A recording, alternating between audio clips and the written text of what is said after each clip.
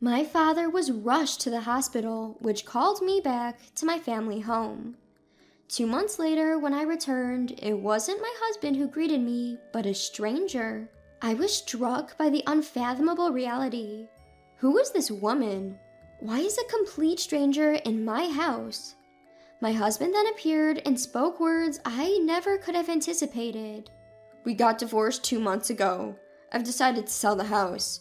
I'll take the proceeds from the house sale as alimony." I finally exploded in fury at my selfish husband. You have no idea, do you? Just you wait, I whispered to myself inwardly. I'm Kathy, 42 years old. It's been 3 years since I rushed into marriage on the brink of turning 40. The once fiery passion of our newlywed life has now completely cooled. My husband Bob is 2 years older than me. He has changed drastically.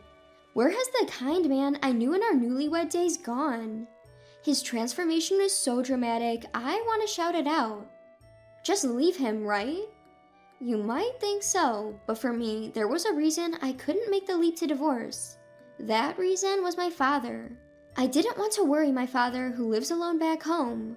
My mother passed away before I got married.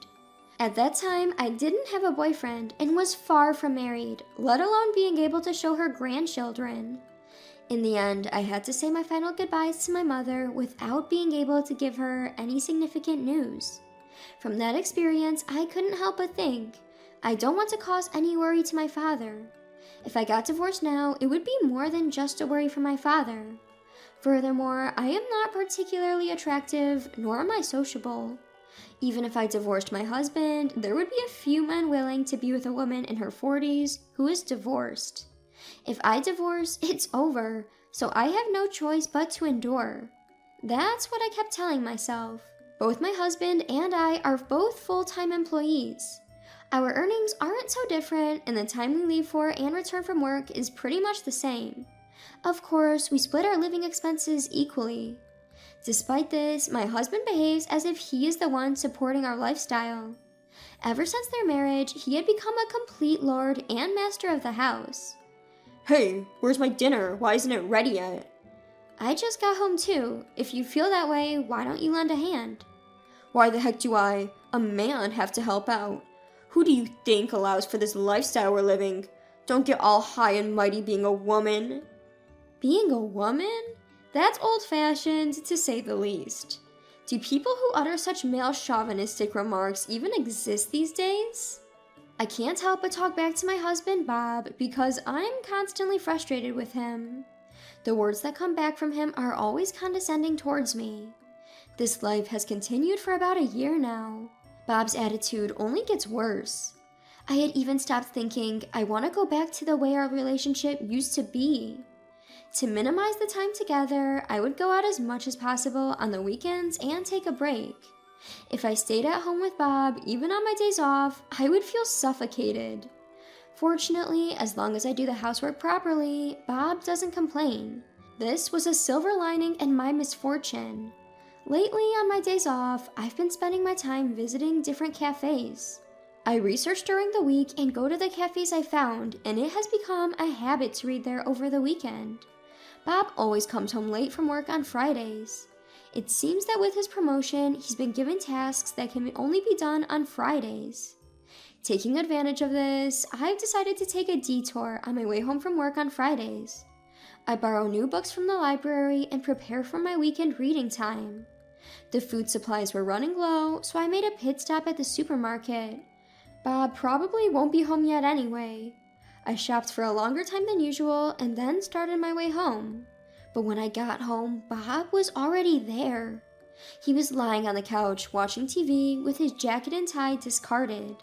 The sight of Bob's slovenliness caught my eye and I let out a sigh. Seeing me, he let out a grumpy voice. "Get dinner ready fast. How long do you expect me to wait?" It's unusual for you to be home on a Friday. I thought you'd be working late. "Work ended early today. Now get dinner ready quickly, and prepare the bath too." Suppressing my irritation, I headed for the kitchen. As I prepared dinner, I cleaned the bath during breaks. My cell phone rang just when dinner was about to be ready. The ringtone drowned out the TV sound and Bob frowned. Without a word, he glared at me as if to say, "Answer it quickly." As I pressed the answer button, a hurried voice came through from the other end. The caller was a doctor, and he said that my father, back in my hometown, had been taken to the hospital.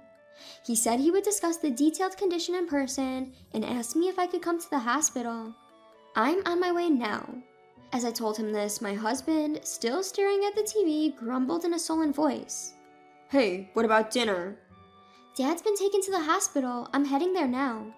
"What? What about my dinner?"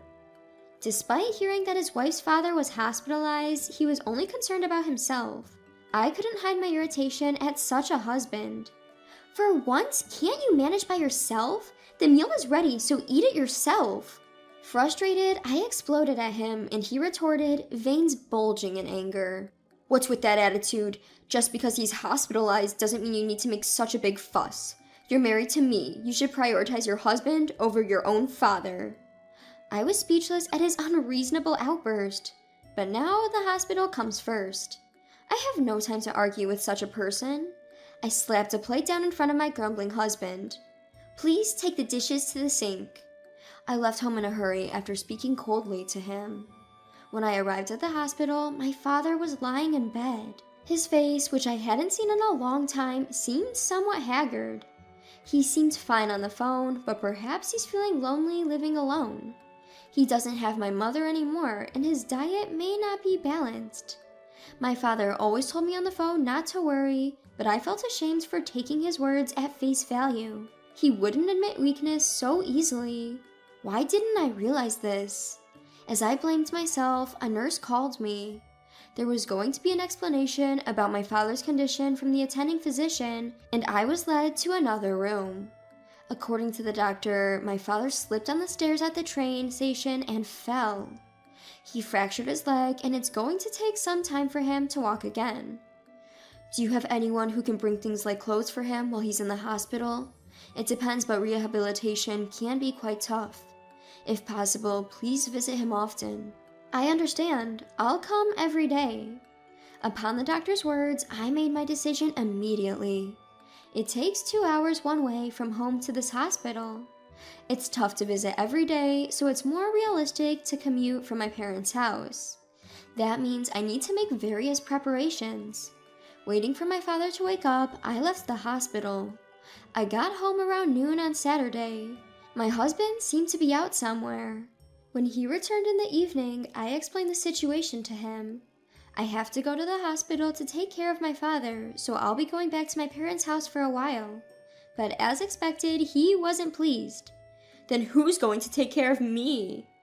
"You're a grown man. Can't you take care of your own things? Even when your father-in-law is struggling, all you can think about is yourself. Don't you have a little bit of intent to cooperate with me?" "There's no way that's true. It's only natural for a wife to take care of her husband." I was fed up with my husband's usual comments. Frustrated, I made this proposition.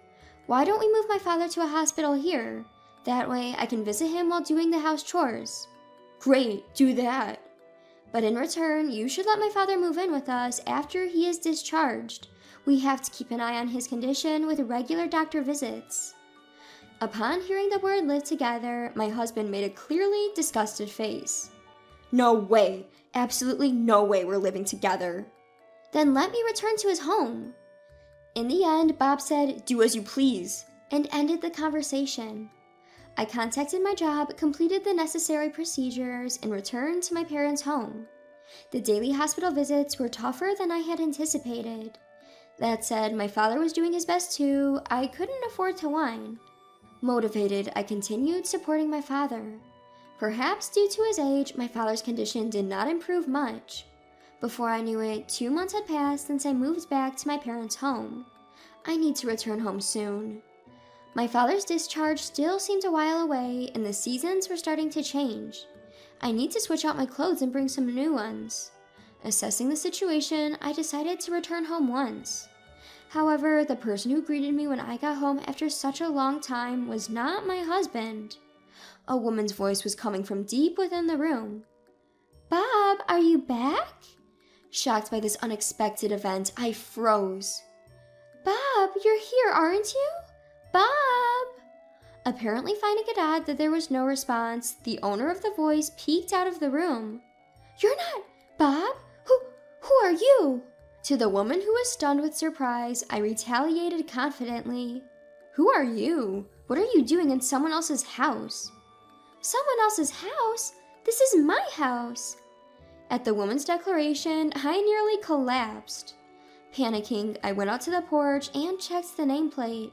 No mistake, this was my house. What on earth is happening? While I was unable to fully grasp the reality, my husband appeared nonchalantly from the entrance. You, what the hell is going on here?" As I confronted him fiercely, my husband widened his eyes. "Why are you here?" "I came back once to get a change of clothes because it seems like my father's discharge is still a while away. More importantly, who is that woman?" "It's your fault for not taking care of me. She'll be taking care of the house from now on." My husband blurted out something inconceivable. "All right, we got divorced 2 months ago." Divorce? What's that about? I haven't heard anything." "Of course you haven't. I made all the decisions myself." What do you mean?" "Well, we're divorced. I'm planning to sell this house soon. I'll take the proceeds as alimony." "But this house isn't in both our names." "Half of it is mine to begin with. It's your fault for neglecting the housework. Give me all the proceeds from the sale." "I haven't even signed the divorce papers yet, and yet we're divorced?" "Anyway, we're divorced. Grab your stuff and get out of here now." At his selfish words, my patience snapped.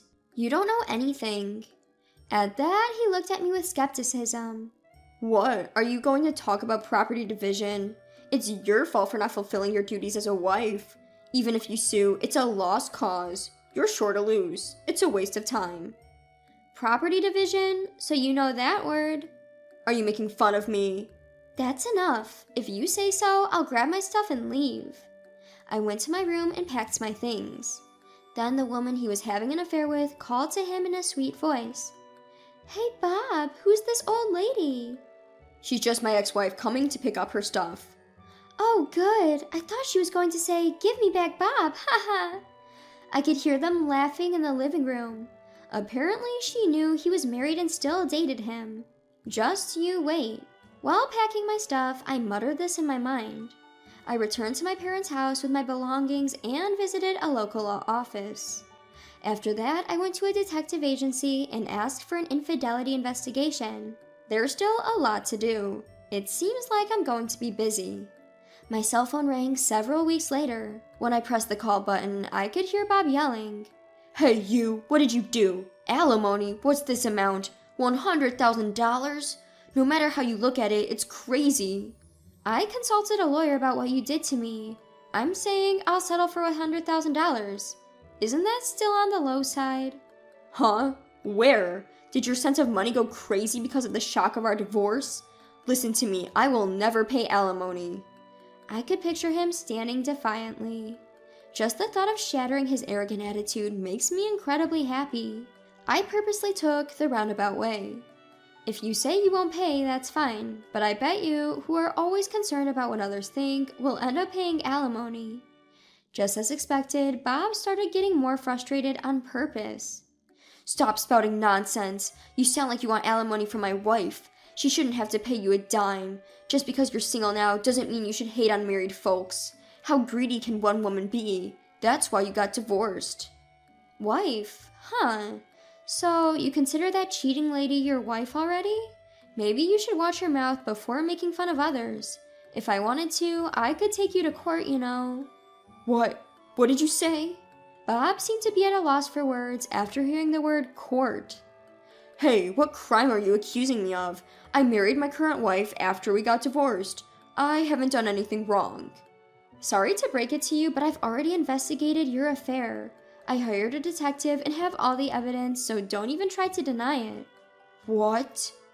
Bob fell silent, but I didn't let up. "You've been seeing her for over a year now, haven't you? However, in current day, unfortunately, having an affair isn't considered a crime." "Then why did you say you could take me to court? You just said that cheating isn't a crime." "Don't you know? Filing for divorce without the other party's consent is a crime." "What?" I continued as Bob remained silent. What you did is called forgery of a private document, which is a serious offense. How could you think that wouldn't be a problem? Using someone else's seal to sign and submit divorce papers without permission is obviously a bad idea if you think about it. That's because it's your fault.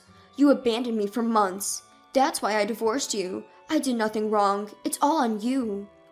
Didn't you file for divorce just 1 week after I went back to my parents' house?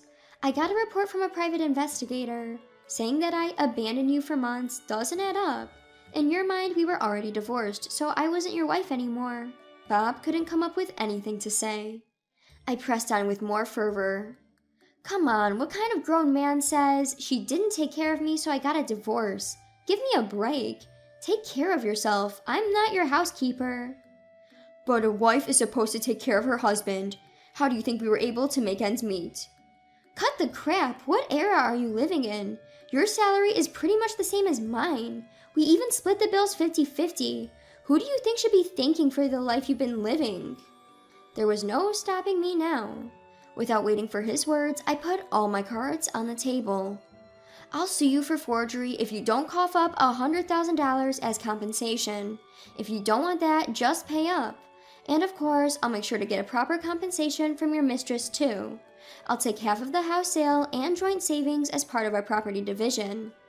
Whoa, hold on. If things go like that, I'll be left with almost nothing. That's a problem. She doesn't even work. I have no choice but to support her. Do you think I care? I can sue you for your crimes and for cheating too. Should I just do both if you're going to keep whining? He cut off the phone in fear. Bob, who was always worried about public appearances, chose to pay the compensation without taking it to court. It seemed that he also ended up having to pay the compensation claimed from his mistress. Between the property division and the compensation for his mistress, he was left with nothing, having to bear the weight of both, apparently living day by day on the edge. Moreover, the affair became known at his company, and now he was reportedly enduring uncomfortable stares from his colleagues. Unable to quit his job, Bob began to vent his frustration on his wife. Their loving relationship took a sharp turn, and now their days were filled with nothing but arguments, and their relationship was reportedly at its worst. On the other hand, I requested a transfer to a branch near my parents' house at my company. My father was discharged from the hospital without any problems, and now we're living a relaxing life together. I plan to make up to show filial piety by taking good care of my father from now on.